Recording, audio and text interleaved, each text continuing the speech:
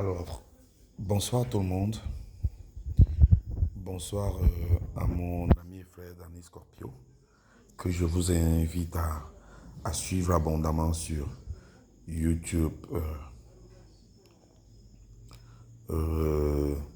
Facebook, TikTok. Voilà. Bonsoir au sénateur Clétus, qui fait du très bon boulot, le Konaman, le Bakweriman, le anglophone man. Bonsoir à toi, Clétus. Bonsoir à Sina, un frère que je ne connais pas bien, mais dont j'apprécie la pertinence. Et je rassure à signer que je vais participer à un de ces directs qui sont très intéressants. Alors, je vais, comme d'habitude, je fais toujours des vidéos avec beaucoup de recul parce que je prends le temps d'observer. Bon, il y a un fait, c'est que nous sommes au Cameroun des gens qui n'ont aucune contenance, mais qui ont des strapontins pour parler, qui ont même intégré l'administration des fois, qui représentent l'État, parlent des sujets dont ils n'ont pas la pertinence. Parce qu'au Cameroun, beaucoup de gens pensent que quand on a fait l'université de Soa ou de Ngoakele ou de je ne sais où, qu'on a eu un master ou un doctorat, alors on a plein de connaissances. Non. Non. La connaissance est d'abord quelque chose de pratique. Quand on connaît, ça se vérifie par les faits. Et moi, je reste dans le domaine du football. Et dans les faits, je le dis, il n'y a aucun Camerounais qui peut parler le football devant Samuel Eto'o. Aucun. On a beau être ministre, conseiller, docteur, professeur, personne ne peut parler de football quand Eto'o parle. Pourquoi? Pour deux petites raisons. Eto'o, en matière de conception des choses de football, de la gestion des choses de football, de tout ce qui est management dans le football, a fréquenté ce milieu. A fréquenté ce milieu comment? Une équipe comme Barcelone, qui est pendant longtemps l'une des plus grandes équipes au monde, dans son quotidien, fait des actes de management, signer des contrats à nul autre pareil, avec des joueurs, donc discuter avec des joueurs, et au quotidien manager ces joueurs-là sur plein de domaines. Au niveau du Cameroun, ça n'atteint même pas la cheville de Barcelone. Or, Eto'o, lui, il était là-bas au quotidien, il voyait tout ça, il fréquentait le président, il signait des contrats avec Barcelone, il discutait des choses. Dites-moi un peu, quel Camerounais est arrivé à ce niveau? Lequel? Quel Camerounais a déjà vu un vrai contrat? Bon, les gens veulent comparer Onana à Eto'o. Ils veulent essayer de comparer Onana à Eto'o. Manchester, c'est Barcelone. Eto'o est Onana est parmi les joueurs les plus payés du monde, même d'Afrique. Donc, il n'y a pas photo. Il faut d'abord que les gens qui veulent parler management, là, qui disent Eto'o n'a pas été à l'école.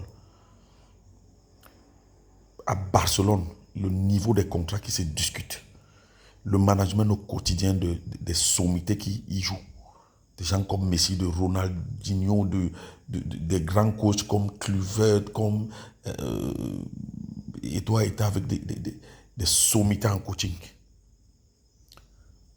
Quel Camerounais a ce vécu? À part Eto'o, quel Camerounais? Le professeur Narcisse Moulekombi, Cyril Tolo, ou ce coach qu'on nous a ramené de je ne sais où là, ou les Edmond Kamgia, ou les Stéphane Djigui, ou comment on appelle encore le fameux docteur qui a beaucoup de cheveux et des lunettes qui parle sur Equinox là. Je ne sais même plus, son nom m'échappe là. Ou les Yemek, ou les Marlène Nefouto. Qui a eu ce vécu? C'est ça qu'on appelle le savoir. Moi, je travaille dans une entreprise anglophone. Only the know-how is important. Ça veut dire que c'est le savoir-faire seul qui est important. On ne vient pas raconter sa vie. On ne vient pas raconter ces doctorats bidons qui ne servent à rien. On ne vient pas dire qu'on a un séance de philosophie en déblatérant comme Yemek fait. Ou Edmond Kamga qui raconte des bêtises tous les jours, genre à dire au Mambiyik a fait pour l'équipe nationale du Cameroun plus que toi. Edmond Kamga, je voudrais te poser une question. Est-ce que tu sais ce qu'on appelle la comparaison des faits? Tu penses qu'un premier but à la Coupe du Monde, dans une Coupe du Monde, fût-elle contre Diego Maradona, ça remplace être le meilleur buteur d'un continent? Ça remplace être le meilleur buteur du plus grand championnat au monde? Ça remplace une médaille olympique? Là, je te donne des faits précis d'Eto'o. Ça remplace le fait d'être 2 fois meilleur buteur de compétition dans la plus grande compétition en Afrique? Il faut être bête pour dire ce genre de choses. Je suis désolé. Les gens comme Aristide Mono qui viennent dire à Eto'o qu'il faut démissionner, il faut faire ceci. Aristide Mono, tu es quoi pour dire à Eto'o ce qu'il doit faire? Tu es quoi? En termes de football, je t'ai donné les faits d'Eto'o. C'est-à-dire qu'à l'équipe nationale du Cameroun et en Afrique, c'est le meilleur buteur dans la plus grande compétition, la Coupe d'Afrique des Nations. C'est un recordman en termes des ballons d'or africains. Sur le plan européen international, meilleur buteur en Espagne. 4 Ligues des Champions avec un doublé de face de suite. C'est-à-dire que l'un des seuls joueurs au monde à avoir gagné la Ligue des Champions dans 2 clubs différents de façon successive.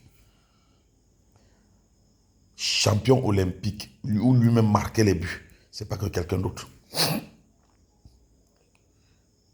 Quand il discutait des gros contrats à Barcelone, à Chelsea, à partout là, quel Camerounais était là? Toi, Aristide Mono, tu as déjà vu ce genre de ce niveau de management? Tu as vécu déjà ce niveau de management? Où? À Equinox?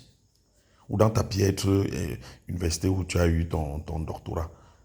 Où tu viens faire des élucubrations comme les sons? Parce qu'il faut qu'on vous dise la vérité. Vous êtes quoi en football pour parler à Eto'o?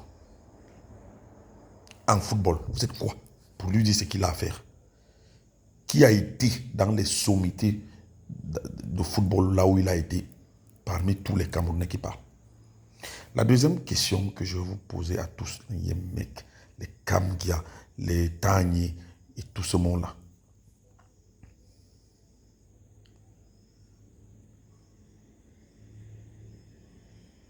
La deuxième question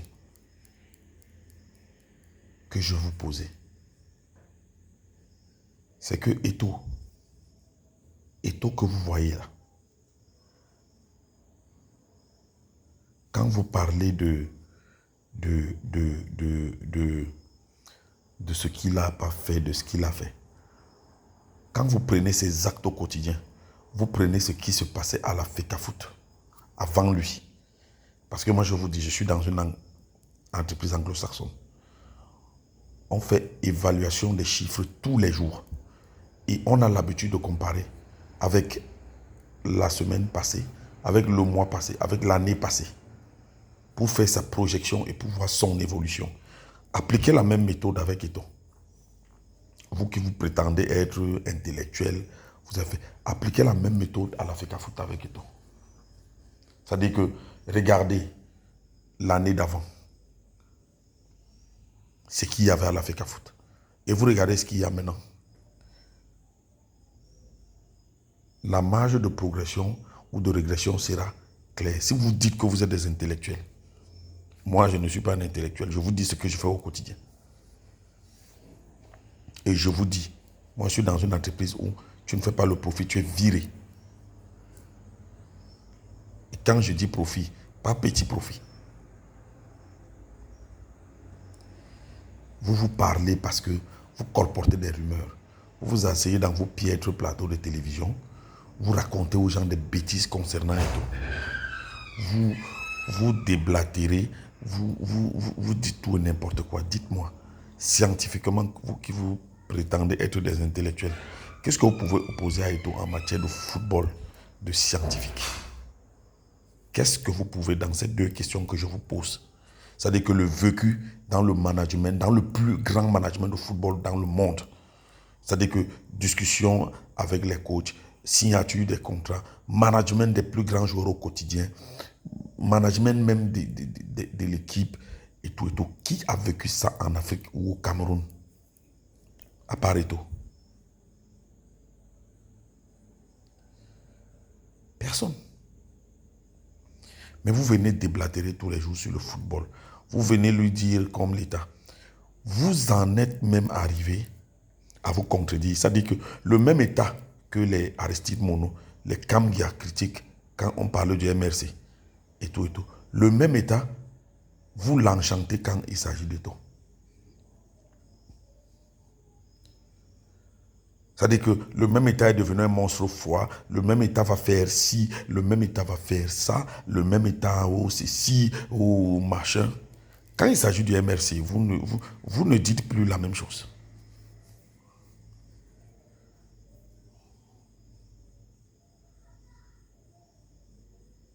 Excusez-moi, je vais intituler cette vidéo « La bêtise des pseudo-intellectuels du Cameroun ». Personne ne s'est jamais posé la question depuis que cette histoire a commencé. La FECAFOOT a-t-elle le droit d'exister et quelles sont ses missions? A-t-elle raison de faire ou telle chose? Personne. Ce que vous venez nous bassiner, c'est l'État qui a l'argent qui paye, a le droit de faire ceci. Mais l'État qui a l'argent qui paye, pourquoi vous ne le donnez pas vos femmes, par exemple, et vos enfants? Comme c'est l'État du Cameroun qui vous... À Mono, je pense que tu es enseignant dans les trucs. Ok, comme c'est l'État du Cameroun qui paye, donne-lui ta femme et ton enfant. Quand le ministre de l'enseignement supérieur ne prend ta femme et ton enfant, tu lui donnes parce que c'est l'État qui te paye le salaire. Mais du grand n'importe quoi.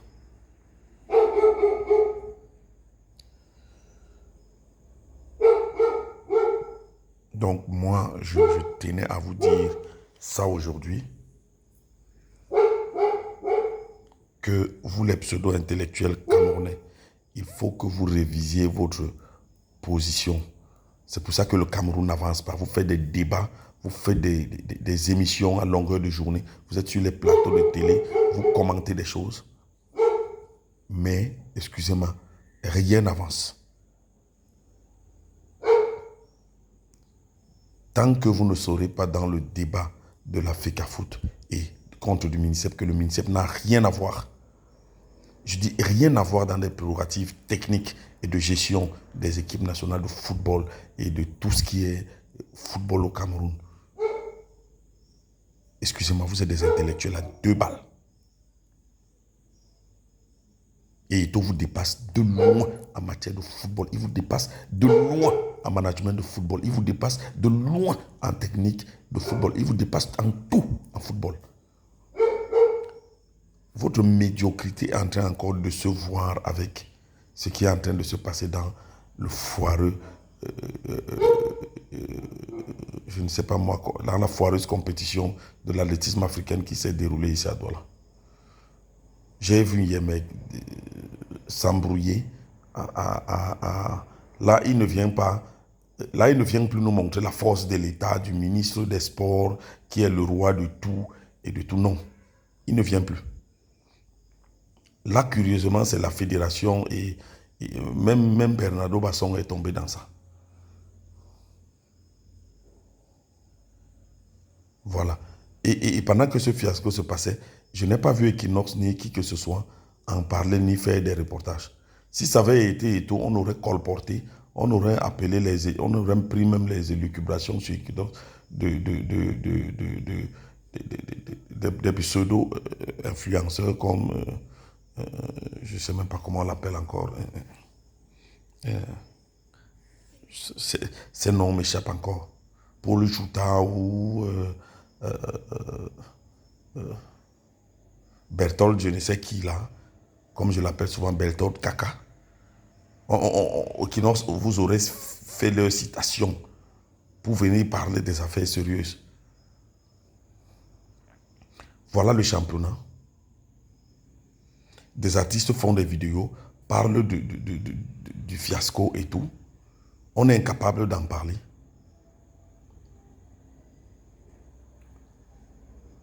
Là, le ministre n'a rien fait. Il a donné l'argent, ça suffit. Il ne vient plus acheter les starters, il ne vient pas acheter les voitures pour transporter, louer les bus comme à la FECAFOOT pour transporter les athlètes. Non. Voilà. Belle qui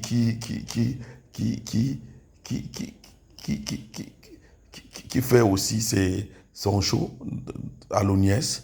Là, il ne vient plus parler. Une compétition qu'il aurait dû préparer depuis un an. Belle n'a pas pu refaire la piste d'athlétisme du stade de Bepanda. Pourtant, il a refusé ce stade-là à la FECAFOOT à plusieurs reprises, invoquant des travaux. Et le jour quand les compétitions d'athlétisme doivent commencer, ce n'est pas fait. On est obligé de délocaliser. Voilà la bêtise de ceux qui se prétendent intellectuels plus que tout. La honte. Vraiment. Mais c'est bien parce que ce que Samuel Eto'o est en train de faire en ce moment nous montre justement la faillite, ce qui fait problème.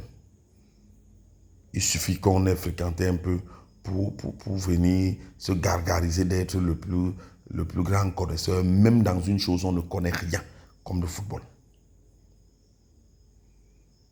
Vraiment la honte de ces pseudo-intellectuels. La honte.